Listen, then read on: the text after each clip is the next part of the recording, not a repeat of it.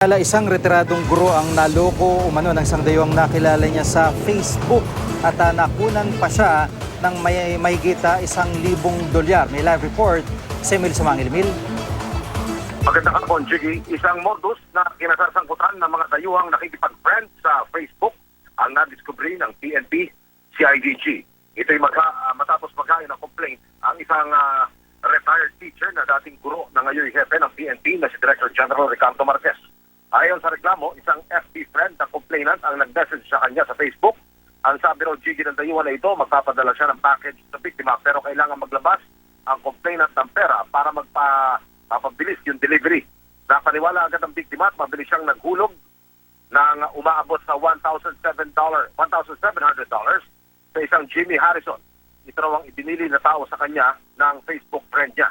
Pero wala pa rin nangyari at kung ano-ano pa raw ang hiningi nito. Hanggang sa humantong na sa puntong nakipagkita na si Harrison sa kanya sa isang mall sa Pasay City. Dito na siya humingi ng tulong sa dati niyang estudyante na ngayon hepe nga ng Philippine National Police. Sa pamamagitan ng traffic operation, nahulog sa kamay ng pulisya ang suspect na si Jimmy Harrison. Itinanggi ni Harrison ang krimen. Ayon sa PNP CIDG, grupo ito ng mga dayuhang miyembro ng isang sindikato. Facebook ang ginagamit para makakuha ng target at tuluyang makapanloko. Sige. Maraming salamat, live at exclusive, Emil Sumangil.